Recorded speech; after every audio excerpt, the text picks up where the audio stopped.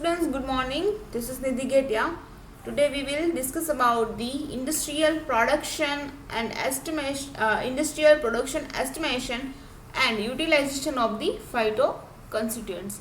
Okay, this is the our fifth number unit, last unit. Okay, so let's we started with the study of the content. So today's our study of the content, that is industrial production, estimation and utilization of the following phytoconstituents.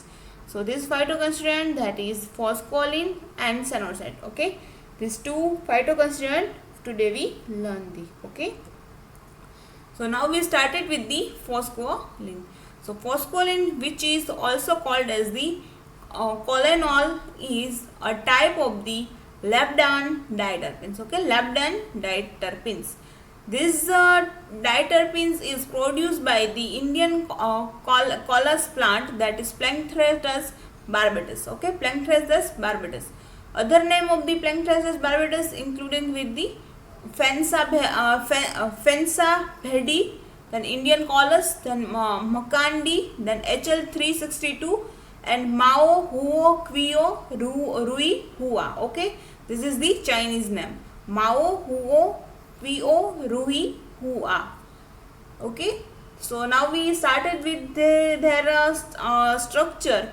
So the important structure features of the phosphorus is including with the presence of the tetrahydropyran derivative derived from the heterocyclic ring. Okay, the phosphorus include the tetrahydropyran ring.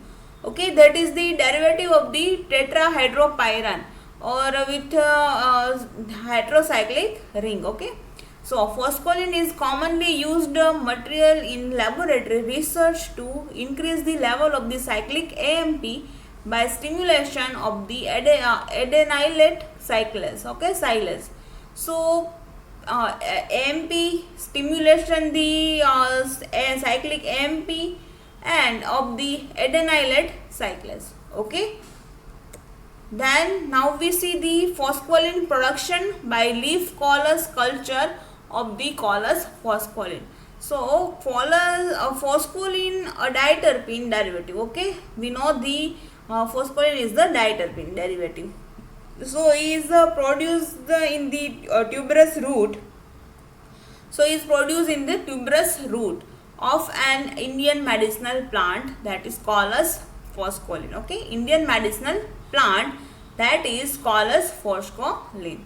So the source of the phoscolin is still the root of the wild cultivated sea, that is Collis phoscolii. Okay, phoscolii. Collis phoscolii. Then first and second leaves from the apical bud were collected from the greenhouse grown Collis phoscolii plant and were stocked in the 1% weight volume by volume Tipol detergent and detergent solution for the 15 minutes. Okay, atypical buds collected from the greenhouse. Okay, for the growing purpose of the Collis phoscolii plant. Okay, then soaked in the 1% volume by volume Tipol detergent solution for the 15 minutes. Okay, atypical bud of that leaf collect from the leaves of the phoscolin in the greenhouse. So then we arrange these buds in the 1% Tipol detergent solution for the 15 minutes. Okay, for the soaked in the 1% weight by volume solution. Okay, for the arrange for the 15 minutes. Then the leaves were disinfected by immersing in 0.05% weight by volume HgCl2 containing 2 drops of the twin 20 for the 8 minutes. Okay, then after 4 rinses in sterile distilled water. Okay, then after 4 times rinses with the sterile distilled water and leaves were trimmed into the 1 centimeter bits and then inoculate on the MS agar medium, that is Murashing Skog 1962. MS, that is Murashing Skog 1962. Okay, then supplemented with the 30 gram weight by 1, that is sucrose, and 0.5 mg kinetin. Okay, then colors culture were incubated at the 25 plus or minus 2 degrees Celsius under the 16 hours light, okay, and 8 hours in a dark place. Okay, so they generate the photo periods. Okay, so he arrange in the photo periods. Colors culture are incubated in the plus or minus 25 2 degree Celsius, 25 plus or minus 2, okay, degree Celsius, under the 16 hours arranged in the light area, and 8 hours arranged in the dark area. Okay, so photo periods, light intensity around 50 PEMS. Okay, that is the PE, that is the unit, and sharp cultured at interval of the 4 to 5 week. Okay, then in another experiment, leaf eggplant were cultured on MS medium supplemented with the 0.5 mg per kinetic, 0.5 mg divide 1 kinetin, that is MS1. Okay, MS1, then 2 mg 1, that is 24D MS2. Okay, or 1 mg per 1, that is the TDZ MS3. Okay, MS3, that is Murashing Skog. Okay, and then unit 1, 2, 3. Then after the 6th subculture, prepare the 6th subcultured light green colored colors when was the subculture to fresh MS medium devoid of the plant growth and regulators and containing 0.1% NaCl. Okay, and MS4. Then phospholene content was estimated at the every 5 days after subculturing on the NaCl containing medium.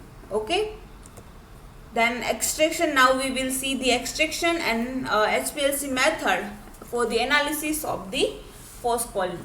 So freezed and dried 0.2 gram dry weight of the was extracted with the 10 ml of the MEOS, that is methanol, for 24 hours and filter. Okay, then remaining colors was extracted with the 10 ml of the 95% ethanol for 12 hours. Okay, first extraction with the methanol for the 10 ml methanol and 24 hours. Okay, and colors culture extracted with the 10 ml of the 95% ethanol for 12 hours.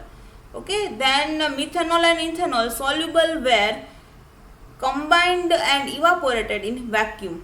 Okay, then the residue was dissolved in 2 ml of the chloroform and the soluble were collected by centrifuging at the 12,000 rpm for the 10 minutes. Okay, then the supernants was evaporated in vacuum and the residue was dissolved in 1 ml of the methanol and aliquot 25 pi.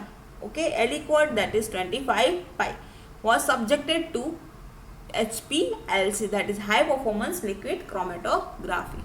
Okay, then HPLC analysis was performed on the C18 column. Okay, that column using, that is C18 column using, and their mobile phase, that is acetonitrile and water. Acetonitrile, that is 65 and water, that is 35. Okay, then adjust the pH of the 2.5 by adding the orthophosphoric acid under the isocratic condition at the flow rate around 1 ml per minute. Okay, then phospholene was detected by the measuring UV absorption that is 202 that nanometer for the UV absorption. Okay, and comparison the retention time with the standard sample. Okay, comparison the retention time between reference sample and standard sample. In SPLC we using the UV absorption detector. Okay, so they detect the wavelength at 2.202 nanometer, and they comparison the retention time between the standard sample and reference sample. Okay, then now we will see the detection and quantification of the phospholene. So a peak at the retention time 4.4 minute, which corresponded to the peak of the standard phospholene, was collected. Okay, so this step was repeated for 5 times. Okay, more 5 times, and sample were pulled and evaporated to the dryness under vacuum. Okay, so the residue was treated with the 10% vanillin in acetic acid 0.1 ml and 70% perchloric acid, that is 0.2 ml. Okay, this residue treated with the 10% vanillin in acetic acid around 0.1 ml and 70% perchloric acid around 0.2 ml. Okay, so this resulting resolution was heated on the water bath and at the 75 degrees Celsius for the 15 minutes or till anistes the violet color developed. Okay, then the solution was diluted to 10 ml with acetic acid and absorption value were measured on the spectrophotometer at the 562 nanometer, that is the wavelength of the phospholene.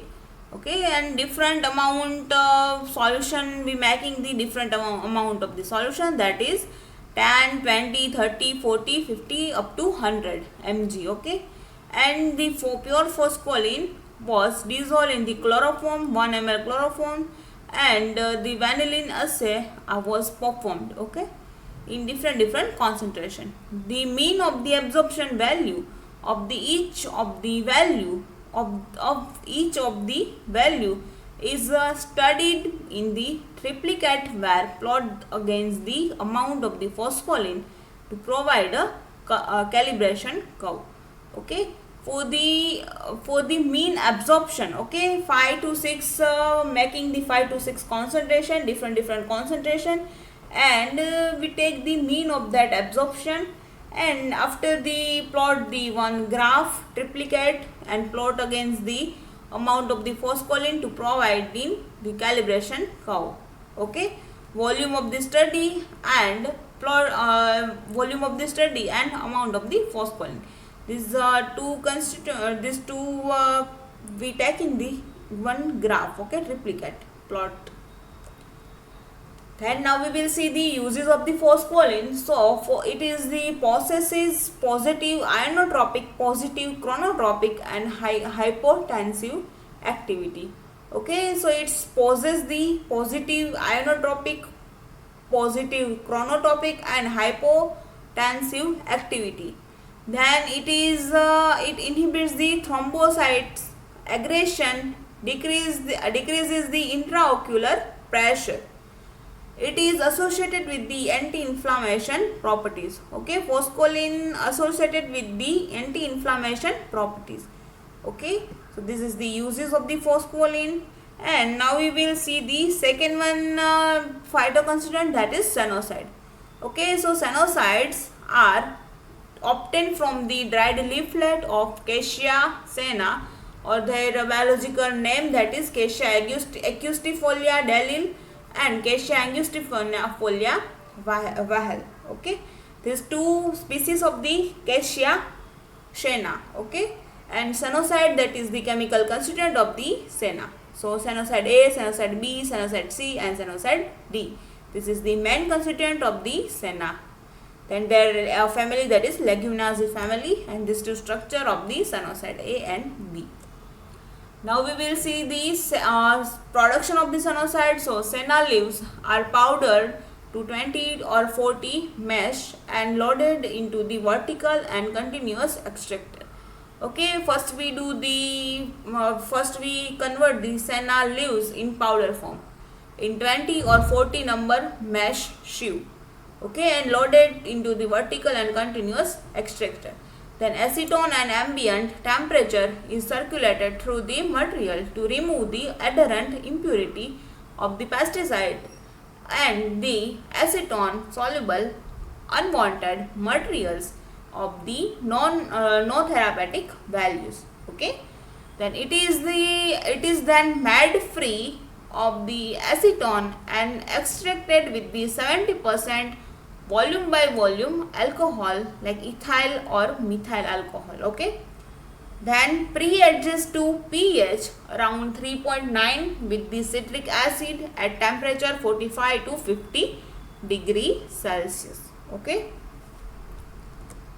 then extraction is continued till washing, showing the positive test for the anthraquinone glycoside. Okay, anthraquinone glycoside, that is the color reaction or TLC, by color reaction or TLC. Okay, positive anthraquinone glycoside. Then and after the extraction, the mark is dissolvitized and discarded. Okay, then the extracted liquid is filtered and transferred to tank fitted with the stirrer. Okay, first extract liquid is filtered and this liquid transfer into one tank for this tank fitted with the stirrer. Okay, and the pH adjust to 6 to 6.2 with the lime water. Okay, then it is then concentrated to the paste of the 65 to 70%. Total solid in the multiple effect evaporator. Okay, total solid in a multiple effect evaporators. So the paste is dried in a rotatory vacuum dryer at the temperature 50 to 55 degrees Celsius. Okay, then the flax is obtained a pulverized and fine powder.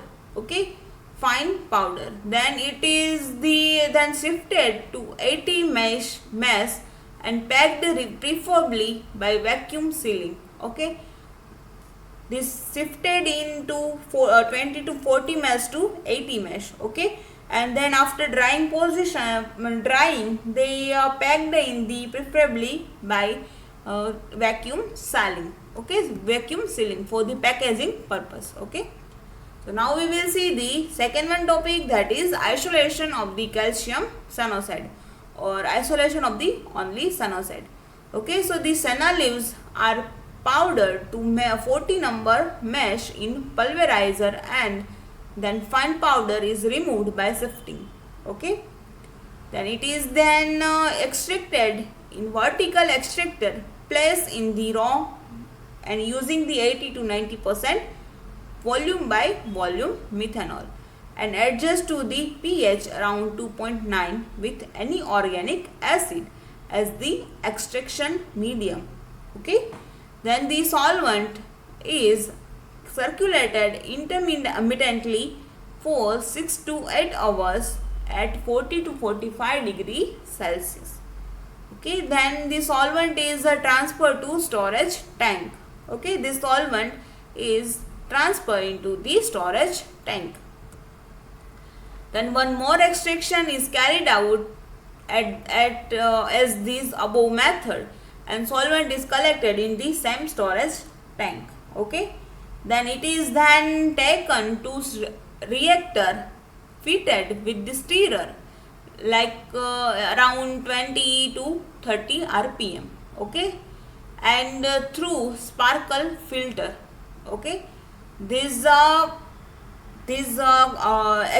extracted collected solvent is arranged in the storage tank. Okay, so in this storage tank reactor fitted. Okay, reactor fitted with the stirrer around 20 to 30 rpm, their speed around 20 to 30 rpm, and through the sparkle filter. Okay. Then now we will see the method for estimation of the SUNOSIDE content and reagent required. Okay, so diethyl ether, that is reagent. Then hydrochloric acid, this is one of the part for the method of the estimation of the SUNOSIDE. First topic, that is reagent required. So diethyl ether, hydrochloric acid, sodium hydrogen carbonate, ferric chloride, magnesium acetate, and distilled water. Okay. Then glassware, apparatus and instrument. So the volumetric flask 100 ml and 500 ml. Okay. Then evaporating dish, then pipette 10 ml and 20 ml, then spectrophotometer and RBF, RB round bottom flask or RBF. Okay, RB flask. Then reagent preparation, so ferric chloride solution, 105 gram of the ferric chloride hexahydrate in 1000 ml of the distilled water. This is the ferric chloride procedure of the reagent preparation of the ferric chloride. Now we see the second one, that is magnesium acetate solution. So dissolve in the 0.5 gram of the magnesium acetate in 100 ml of the methanol. Okay. Then dilute hydrochloric acid, that is 8.5 ml of the hydrochloric acid diluted with the 100 ml water. Okay. So this is the reagent preparation.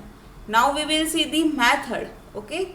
So weigh accurately about 0.105 gram of the extract in 100 ml volumetric flask, and dissolve in the water and dilute to the 100 ml with the water. Okay. Then filter the solution and discard the first 10 ml of the filtrate. Then transfer the 20 ml of the filtrate to a 150 ml separating funnel. Add the 0.1 ml of the dilute HCl acid and shake with the 3 quantities. Okay. Making the 3 concentrated, each of 15 ml ether. Okay, each dilution, each quantity, each the concentration we are adding addition of the 15 ml of the ether. Okay. Then allow the layer to separate and discard the ether layer. Okay. Then add the 0.10 gram of the sodium hydrogen carbonate to the aqueous layer and shake for the 3 minutes. Okay. Add the 0.10 gram of sodium hydrogen carbonate to the aqueous layer and shake for the 3 minutes. Okay. Then centrifuge and transfer into the 10 ml of the supernut liquid to a 100 ml round bottom flask, that is RBF, having the round glass neck. Okay. And add 20 ml of ferric chloride solution and mixed. Okay.